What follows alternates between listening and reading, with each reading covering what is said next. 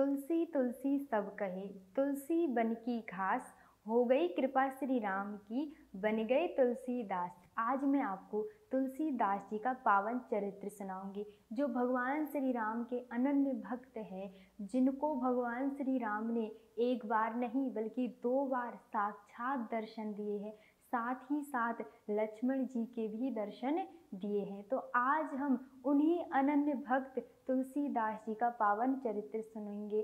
कहा जाता है कि तुलसीदास जी एक ऐसे भक्त हैं जिनके जीवन में इतनी कठिनाइयाँ आई। कहा जाता है कि उनका जन्म ऐसे शुभ नक्षत्र में हुआ था कि उनके माता पिता ने भी उन्हें त्याग दिया था, यहाँ तक कि एक दासी को दे दिया गया था। फिर दासी की भी मृत्यु हो गई थी, उसके पति की भी मृत्यु हो गई थी। फिर तुलसीदास को उसकी पत्नी ने भी धुतकारा था, पत्नी ने भी ललकारा था। फिर वो सन्यासी बन गए थे। फिर एक प्रेत ने भी उन्हें परेशान किया था, कलयुग एक जीव रूप में गया था। फिर भी उनको तुलसीदास जी को उन्होंने फिर भी तुलसीदास जी को उन्होंने परेशान किया था। फिर भी तुलसीदास जी ने हनुमान जी, राम जी की भक्ति करना बंद नहीं किया। उन्होंने अपने मरते दम तक राम जी का नाम नहीं छोड़ा, हमेशा राम जी का नाम का जप किया। युग में व्यक्तियों के जीवन में, मनुष्य के जीवन में थोड़ी सी परेशानी आ जाए तो वह दुख में डूब जाता है। वह सोचता है कि भगवान होते तो ऐसा थोड़ी होता, ऐसा नहीं हो सकता, भगवान नहीं है, मेरे साथ भगवान ऐसा क्यों कर रहे हैं, मेरे साथ ये गलत कर रहे हैं, ऐसा मेरे साथ नहीं हो सकता।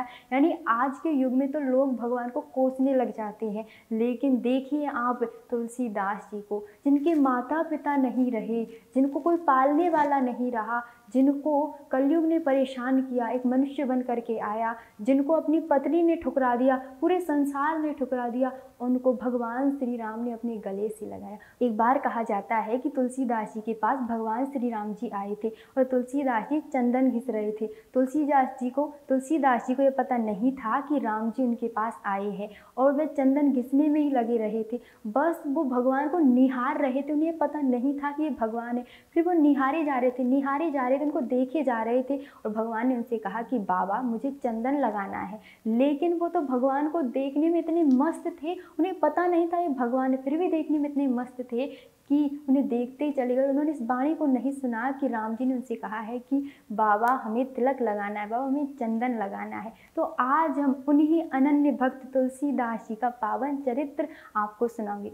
कहा जाता है कि तुलसीदास जी का जन्म 1554 ईस्वी में हुआ था और चित्रकूट के एक जिले में हुआ था। कहा जाता है कि जैसे इनका जन्म हुआ था, ऐसा पंडित ने कह दिया था कि ये अशुभ नक्षत्र में पैदा हुआ है, इसलिए इसकी सारी हरकतें अशुभ ही अशुभ होंगी, कि जिस घर में रहेगा उसका नाश हो जाएगा, ऐसा कहा गया था जैसे तुलसी का जन्म हुआ था। लेकिन माता पिता तो माता पिता होते हैं, माता पिता ने इस बात पर भरोसा नहीं किया, लेकिन कुछ संकेत मिले, फिर माता पिता को भी भरोसा करना पड़ा कि पंडित ने सही कहा है। कहा जाता है कि एक बच्चे का वजन जो है बराबर होता है, लेकिन कहा जाता है तुलसीदास जी का जो वजन था, जो आकार था, वह अन्य बच्चों की भांति 2 गुना ज़्यादा था, 10 गुना ज़्यादा था। ऐसे तुलसीदास जी, कहा जाता है कि जब बच्चे का जन्म होता है तब वो रोता है, लेकिन तुलसीदास जी रोए नहीं थे, बल्कि उन्होंने अपने मुख से सबसे पहले श्री राम बोला था। तब भी उनके माता पिता चकित हो गए थे। और तीसरी बात यह है जो सबसे ज़्यादा चौंकाने वाली है, कहा जाता है कि जब भी बच्चा जन्म लेता है उसके दांत नहीं होते हैं, लेकिन तुलसीदास जी के दांत थे। ये बात चौंकाने वाली थी और उनके माता पिता को फिर ये सही लगने लगा कि पंडित ने सही कहा है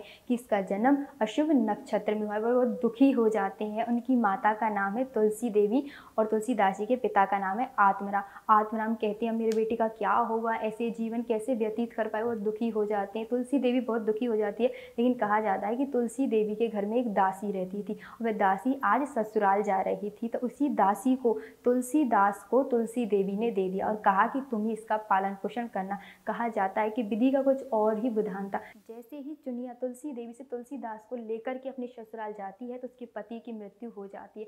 उसके बाद में 5.5 वर्षों तक तो चुनिया देवी उसके अच्छे से ख्याल रखती है, प्रेम पूर्वक तुलसी जी का पालन पोषण करती है। लेकिन उसके बाद में उनकी भी मृत्यु हो जाती है, वह भी ऊपर सिधार जाती है। उसके बाद में वह बच्चा एक अनाथ हो जाता है, उसका कोई माता पिता नहीं रहता, उसको देखभाल करने वाला नहीं रहता है। तो ऊपर कैलाश पर्वत पर बैठी हुई माता पार्वती को बड़ी ही दया आती है, इस धरती पर आती है, एक ब्राह्मणी का वेश धारण करती है, तुलसीदास जी को रोज खाना खिला करके चली जाती है। ऐसे काफी समय तक तुलसीदास जी खाना खाते रहते पार्वती माता के हाथों से, लेकिन उन्हें पता नहीं है कि ये पार्वती माता है, फिर भी वो खाना खा रही हैं, अपने जीवन को व्यतीत कर रहे हैं। एक अनंत दास जी गुरु है, उनका एक शिष्य श्री नरहरि दास, उनके सपने में भगवान महादेव आते हैं, आकर के कहते हैं, प्रेरणा देते हैं कि तुम्हें तुलसीदास को ढूंढना है और उन्हें अपने पास लेकर के आना। कहा जाता है कि नरहरि दास महादेव के आदेश का पालन करते हुए तुलसीदास जी को ढूंढते हैं और ढूंढने के बाद में उन्हें वे अयोध्या लेकर के आ जाते हैं। उनके बाद उनका यज्ञ संस्कार किया जाता है।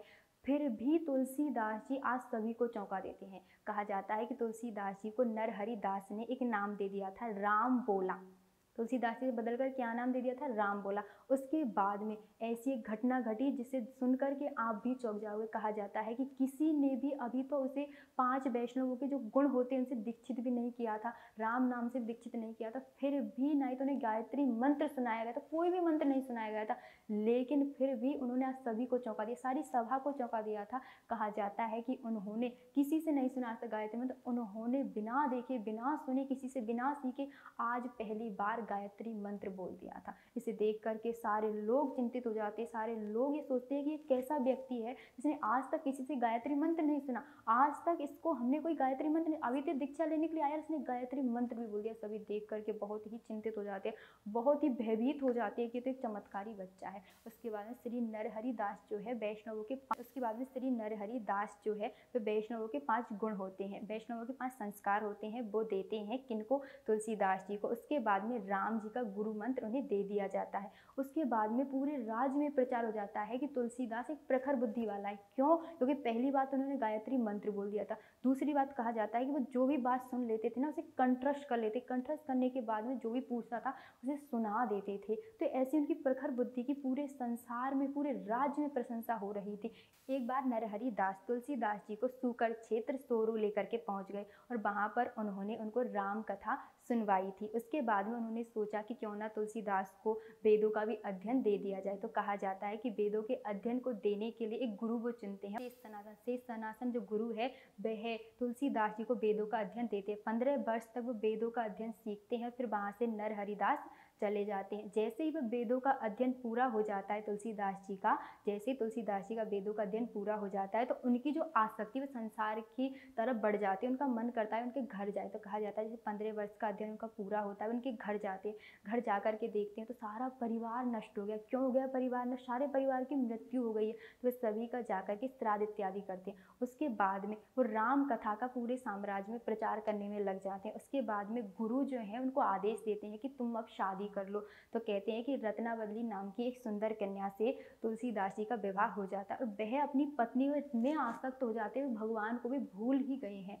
ऐसी अपनी पत्नी के पीछे वो लट्टू से हो गए हैं, ऐसे उनके पीछे ही लगे रहते थे। तो एक समय की बात है कि एक दिन रत्नावती का भाई आया था, एक बार रत्नावली का भाई आया था अपनी बहन को लेने के लिए, वो लेकर के अपनी बहन को चला जाता है। उसके बाद में तुलसीदास को अपनी पत्नी बिना रहने की आदत नहीं थी, तो वह अपनी पत्नी के पीछे पीछे चला जाता है और इसे देख करके रत्नावली को बहुत ज़्यादा क्रोध आता है। तो रत्नावली कहती है कि तुम्हारी मेरे प्रति जो हाड़ मांस का शरीर है इसके प्रति इतनी आसक्ति है ना, ये आसक्ति, यह जो प्रेम है, यह जो लगाव है तुम्हारा अगर भगवान के चरणों में होता है तुम्हारा बेड़ा पार हो जाता, तुम्हारी जिंदगी पर धिक्कार है। ऐसा जैसे ही रत्नावली ने कहा तुलसीदास को बहुत ही बुरा लगा। कहा जाता है कि रत्नावली द्वारा जैसे ही तुलसीदास जी को धुतकारा जाता है, जैसे ललकारा जाता है, तुलसीदास जी बहुत ही दुखी हो जाते हैं, उन्हें बहुत ज़्यादा क्रोध आता है और चिढ़ करके गुस्से में वहाँ से चले आते हैं। प्रयाग प्रशस्ति आ जाते हैं, वहाँ प्रयागराज आ जाते हैं और वहाँ पर भगवान की भक्ति में लग जाते हैं, संन्यास ले लेते हैं, मानसरोवर में रहने लग जाते हैं। कहा जाता है कि मानसरोवर में रहते रहते उनको काव्यभूषण ऋषि के दर्शन होते हैं। उसके बाद में उनको एक प्रेत मिलता है, वो प्रेत उनके पीछे ही पड़ जाता है, वह प्रेत उनकी भक्ति से प्रसन्न हो जाता है, तुलसीदास की भक्ति से। तो प्रेत जो है ना तुलसीदास जी को हनुमान जी का पता बता देता है। तो वे हनुमान जी के पास जाते हैं तुलसीदास जी। तो हनुमान जी के पास जाने के बाद, उनके दर्शन करने के बाद में तुलसीदास जी हनुमान जी से कहते हैं कि मुझे राम जी के दर्शन करने हैं। हनुमान जी कहते हैं कि जरूर आपको राम जी के दर्शन होंगे, राम जी स्वयं आपसे मिलने के लिए आएंगे। तुलसीदास जी प्रसन्न हो जाते हैं और वे कहते हैं कि बताओ मुझे कहाँ मुझे मिलने उनसे जाना होगा, वे कब मुझसे मिलने के लिए आएंगे। तभी हनुमान जी कहते हैं कि वो आपसे मिलने के लिए आएंगे चित्रकूट में, आप चित्रकूट चले जाइए। हनुमान जी का आशीर्वाद प्राप्त करते हुए चित्रकूट के लिए चले जाते हैं तुलसीदास जी। और कहा जाता है कि तुलसीदास जी जैसे ही चित्रकूट में जाते हैं वहाँ पर राम घाट पे अपना रहने का एक स्थान सुनिश्चित कर लेते हैं और वहाँ पर तपस्या साधना करने लग जाते हैं, भगवान के आने का इंतजार करने में लग जाते हैं और वह साधना करने में लग जाते हैं। उसके कुछ दिनों बाद ही चित्रकूट में राम जी और लक्ष्मण जी आते हैं, राजकुमार वेश में आते हैं, घोड़ों पे सवार होते हैं, धनुष उनके पीछे लटका हुआ होता है, धनुष बाण सवार होते हैं, धनुष बाण उनके लटके हुए होते हैं, लेकिन तुलसीदास जी उन्हें पहचान नहीं पाते हैं। और लेकिन तुलसीदास जी उन्हें पहचान नहीं पाते, लेकिन जी भर के देखते हैं, क्योंकि इतने सुंदर वो लग रहे थे राम और लक्ष्मण की उनका ध्यान ही उनसे नहीं हटा। तुलसीदास जी ने देखा था लेकिन पहचान नहीं पाए थे। फिर हनुमान जी आए थे, हनुमान जी ने आकर के तुलसीदास से कहा कि आज तो आप प्रसन्न होंगे। तुलसीदास ने कहा कि मैं क्यों प्रसन्न होऊंगा। तभी हनुमान जी ने कहा कि आज तो आप बहुत प्रसन्न होंगे, कि क्यों मैं प्रसन्न होऊंगा। तभी तुलसीदास से हनुमान जी ने कहा कि आज तो आपको आपके प्रभु राम जी के दर्शन हुए और साथ साथ भ्राता लक्ष्मण जी के भी दर्शन हुए, तो आज तो आप प्रसन्न होंगे, क्योंकि आपकी बरसों से यही इच्छा थी। तो तुलसीदास जी कहते हैं मुझे कब दर्शन हुए। तभी हनुमान जी कहते हैं कि आज जो राजकुमार वेश में आए थे, घोड़े पे सवार थे, धनुष बाण उनके पीछे टंगे हुए थे, वही तो थे राम और लक्ष्मण। तभी तुलसीदास जी रोने लग जाते और वो कहते हैं कि मुझे तो फिर से राम जी के दर्शन करने, मैं तो उन्हें जी भर के देखा ही नहीं, मैं तो उन्हें पहचाना ही नहीं, मुझे फिर से दर्शन करने। तभी हनुमान जी कहते हैं कि जरूर आपको कल सुबह उनके दर्शन होंगे और तब आप उन्हें जी भर के देखना और उसे जल्दी से पहचान लेना। तुलसीदास जी कहते हैं ठीक है। अब हनुमान जी चले जाते हैं, सुबह होती है और वहीं साधना में लगे हुए, चंदन घिसने में लगे हुए, कौन लगे हुए चंदन घिसने में? तुलसीदास जी चंदन घिसने में लगे। और राम जी अब धनुष बाण टांग करके नहीं आए हैं, ना ही राजकुमार वेश में आए हैं, ना ही घोड़े पे सवार है। अब की बार राम जी लक्ष्मण सहित आए हैं, लेकिन पैदल आए हैं और एक बालक का रूप धारण करके आए हैं और आकर के तुलसीदास जी से कह रहे हैं कि बाबा मुझे चंदन लगाना है, आपको चंदन लगाना है। लेकिन तुलसीदास जी राम जी को देखने में इतने आसक्त है, राम जी को देखने में इतने डूबे हुए हैं कि उन्हें पता ही नहीं है कि उनसे कोई कुछ कह भी रहा है। फिर हनुमान जी सोचते हैं कि मुझे इस तुलसीदास की सहायता करनी होगी, वरना फिर रोएगा, फिर कहेगा कि मुझे तो राम जी के दर्शन हुए नहीं, फिर से दर्शन कराओ, फिर मैं कैसे दर्शन कराऊंगा। इसीलिए हनुमान जी आते हैं, एक डाली पर बैठ जाते हैं, तोते का रूप धारण करके। और तोते का रूप धारण करके हनुमान जी कहते हैं, चित्रकूट के घाट पर भई संतन की भीड़, तुलसीदास चंदन घिसत तिलक देव रघुबीर। अब समझ जाते हैं कि राम जी, और उन्हें जी भर के देखने जैसे ही लगते हैं, पहचान जाते हैं, तभी राम जी वहां से अंतर्ध्यान हो जाते हैं, राम जी वहां से चले जाते हैं। प्रयाग प्रशस्ति में जब राम जी ने तुलसीदास जी को दर्शन दिए थे, तब उस समय प्रयाग प्रशस्ति में 1 माह का मेला चल रहा था। तभी तुलसीदास जी ने सोचा कि क्यों ना मैं 1 माह तक इसी मेले में रहूं, इसी मेले को अच्छे से देखूं। लेकिन जब 6 दिन हो गए थे, तो 6वें दिन जब एक पेड़ के नीचे बैठे थे, तो उन्हें याज्ञवल्लभ ऋषि और ऋषि भारद्वाज जी के दर्शन हुए थे। उसके बाद में वो गंगा के तट पर बैठे बैठे राम राम जपते रहते थे। उसके बाद में वो ब्राह्मण के घर चले गए। ब्राह्मण के घर जाकर के वहां पर प्रयाग की जो घाट है, प्रयाग जो घाट है, वहां पर वो भक्ति करने लग गए थे, साधना करने लग गए थे। लेकिन एक दिन अचानक से उनके शरीर में एक शक्ति सी आती है, उन्हें लगता है कि कोई शक्ति उनके शरीर के अंदर चली गई है और उनके मन में यह आया कि क्यों ना मैं संस्कृत में कुछ पद लिखूं। तो कहते हैं कि वो दिन में संस्कृत में पद लिखना उन्होंने प्रारंभ कर दिया था। वे दिन में संस्कृत के पद लिखते थे, लेकिन ऐसा एक चमत्कार हुआ था कि रात में वो दिन में जो भी लिखते थे, रात में वो लुप्त हो जाता था। ऐसे 8 दिन तक चलता रहता है। लेकिन 8वें दिन सपने में भगवान महादेव आते हैं, तुलसीदास जी के सपने में आकर के कहते हैं कि पुत्र तुम एक काम करो, तुम जनहित के लिए, जग के हित के लिए कुछ लिखो, इन पदों को मत लिखो, तुम जग के हित के लिए कुछ लिखो।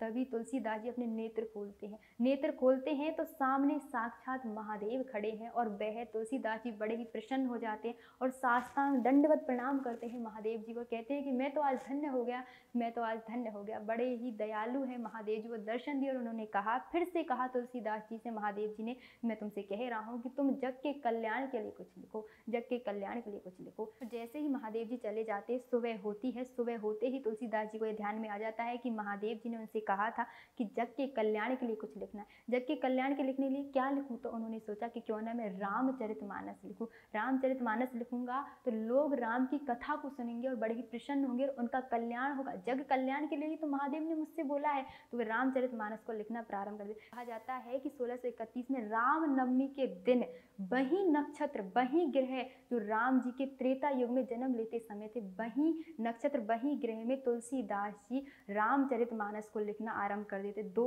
वर्ष 7 माह और 26 दिन में वह लिख करके तैयार कर देते हैं। उसके बाद में वो जाते हैं काशी। तुलसीदास जी काशी जाते हैं और काशी जाकर के विश्वेश्वर महादेव, अन्नपूर्णा देवी के सामने उसको, पुस्तक को रख देते हैं और कहते हैं कि ये आपको अर्पित है। और फिर पूरी रामचरितमानस जो है तुलसीदास जी भोलेनाथ यानी विश्वेश्वर महादेव को सुना देते हैं। उसके बाद में उस पुस्तक को वहीं छोड़ देते हैं। विश्वेश्वर महादेव के जो पट दूसरे दिन खोलते हैं तो सभी जो काशी के जो पंडित है, जो भक्त है, वो देख करके चकित हो जाते हैं कि यहाँ पर ये पुस्तक कैसे आई। देख कर चकित कहा जाता है कि जैसे वो उस मंदिर में अंदर जाते हैं, विश्वेश्वर महादेव जी के दर्शन करते हैं, तो उसमें से एक ध्वनि आती है, सत्यम शिवम सुंदरम, क्योंकि इस पुस्तक पे भी लिखा था सत्यम शिवम सुंदरम, सत्यम शिवम सुंदरम। यही धुनी सभी भक्त सुनने लगते हैं। काशी के पंडितों को पता चलता है कि वहाँ पर एक पुस्तक मिली है जिसका नाम है रामचरितमानस, और वहाँ से आवाज़ आ रही है सत्यम शिवम सुंदरम। वे कहते हैं कि कैसे भी करके इस पुस्तक को हमें नष्ट करना होगा। वो काफ़ी प्लान बनाते हैं, लेकिन कोई भी इस पुस्तक को नष्ट नहीं कर पाता। उसके बाद में काफ़ी चोरों को भेजते हैं विश्वेश्वर मंदिर में, और जाकर के चोरों से कहते हैं कि तुम्हें इस पुस्तक को वहाँ से उठाकर लेके आना, नष्ट कर देना है। लेकिन कहते हैं कि चोर बड़े प्लान के साथ वहाँ पर जाते हैं, लेकिन जैसे उस पुस्तक को हाथ लगाते हैं उनकी जो इच्छा है वो बदल जाती है। वो कहते हैं कि हम ये काम नहीं कर सकते। तभी काशी के जो पंडित है वो मधुसूदन पंडित से कहते हैं कि आप एक बार इस रामचरित पुस्तक को देखिए। तो कहा जाता है कि रामचरितमानस जो पुस्तक है उसे विश्वेश्वर मंदिर में जाकर के जैसे ही मधुसूदन पंडित देखते हैं, वो पढ़ करके खुश हो जाते हैं और वह सहमति देते हुए लिखते हैं। क्या लिखते हैं? वो लिखते हैं कि काशी के इस सुंदर वन में, कि काशी के इस सुंदर वन में चलती फिरती तुलसी का पौधा है ये तुलसीदास, और इसकी ये जो मंजरी रूपी ये जो रचनाएं हैं बड़ी ही सुंदर है, और इन पर श्री राम जी का यह मंडराता हुआ भवरा है, इसलिए बड़ी सुंदर लगती है। ऐसा जैसे वो लिखते हैं, उसके बाद में सभी पंडित पढ़ते हैं कि मधुसूदन पंडित ने सहमति दे दी है, लेकिन फिर भी पंडितों को अच्छा नहीं लगता है। काशी के पंडित विश्वेश्वर महादेव के पास जाते हैं और जाकर के सबसे नीचे रख देते हैं रामचरितमानस को, और उसके ऊपर रख देते हैं शास्त्र, उसके ऊपर रख देते हैं पुराण, उसके ऊपर रख देते हैं वेद। सबसे ऊपर वेदों को रख दिया जाता है और पटों को बंद कर दिया जाता है। उसके बाद में सुबह जब पट खोले जाते हैं तो सभी इस चमत्कार को देखते हैं। कहा जाता है कि वेद सबसे नीचे, दूसरे नंबर पर शास्त्र, और तीसरे नंबर पर पुराण, और चौथे नंबर पे यानी ऊपर ही ऊपर रखी थी हमारी रामचरितमानस, जो तुलसीदास जी ने लिखी थी। फिर काशी के पंडित विश्वेश्वर महादेव से क्षमा मांगने लग जाते हैं, माफ़ी मांगने लग जाते हैं, उनको सम्मान देने लग जाते हैं, साथ साथ तुलसीदास जी को भी सम्मान देने लग जाते हैं, उनसे भी क्षमा मांगने लग जाते हैं। उसके बाद में तुलसीदास जी बस्ती घाट पर चले जाते हैं और अपना जीवन व्यतीत करने लग जाते हैं। कहा जाता है कि तुलसीदास जी जब अच्छे से अपना जीवन व्यतीत कर रहे थे, राम नाम का जप कर रहे थे, राम जी की कथा का प्रचार कर रहे थे, कलयुग रूपी प्रेत आया, मनुष्य का रूप धारण करके, उसने तुलसीदास जी को बहुत ही परेशान किया। जब वो बस्ती घाट पर थे तो तुलसीदास जी ने सोचा कि मुझे इस संकट से सिर्फ एक ही बचा सकते हैं, वो है संकट मोचन हनुमान। और उन्होंने हनुमान जी को पुकारा और हनुमान जी वहाँ पर आए। तो हनुमान जी ने तुलसीदास जी से कहा कि तुम्हें एक काम करना होगा। तभी तुलसीदास जी ने हनुमान जी से कहा कि बताओ मुझे क्या काम करना होगा। तभी हनुमान जी ने कहा कि तुम्हें विनय पत्रिका लिखनी होगी। कहा जाता है कि तुलसीदास जी ने विनय पत्रिका लिखना प्रारंभ कर दिया और विनय पत्रिका लिख करके राम जी के चरणों में अर्पित कर दी। उसके बाद में राम जी बहुत ही प्रसन्न हुए और राम जी ने विनय पत्रिका पर अपने हस्ताक्षर किए थे। ऐसी अनन्य भक्ति थी तुलसीदास जी की। राम जी ने उसके बाद में राम जी ने हनुमान जी का आदेश किया कि इस कलयुग रूपी जो प्रेत है, जो मनुष्य, जो तुलसीदास मेरे भक्त को परेशान कर रहा है, उससे भय से तुलसीदास को मुक्त करो। कहा जाता है कि हनुमान जी ने उस कलयुग रूपी प्रेत को नष्ट कर दिया था, जो मनुष्य को नष्ट कर दिया था, जो तुलसीदास जी को परेशान कर रहा था। तो वीडियो के अंत में आज मैं आपको बताऊंगी कि कैसे तुलसीदास जी के मन में यह आया कि उन्हें हनुमान चालीसा भी लिखनी चाहिए। कहा जाता है कि मुगल सम्राट अकबर एक बार तुलसीदास जी के पास आया था। वह अपने साम्राज्य में, अपने राज्य में, अपने राज दरबार में तुलसीदास को लेकर के चला गया था। उसने तुलसीदास से कहा था कि मेरी प्रशंसा के बारे में कुछ लिखो, मेरी प्रशंसा के बारे में कुछ लिखो, कोई ग्रंथ लिखो। तो कहा जाता है कि तुलसीदास ने साफ साफ मना कर दिया। तुलसीदास ने कहा कि प्रशंसा लायक इस संसार में कोई नहीं है, प्रशंसा लायक इस संसार में सिर्फ एक है, वो है राम भगवान, और कोई संसार में प्रशंसा लायक नहीं। हम सब भगवान की कठपुतलियां हैं, उनकी प्रशंसा करेंगे तो स्वर्ग नर्क कुछ भी नहीं, उनका धाम मिलेगा, और संसार की प्रशंसा करोगे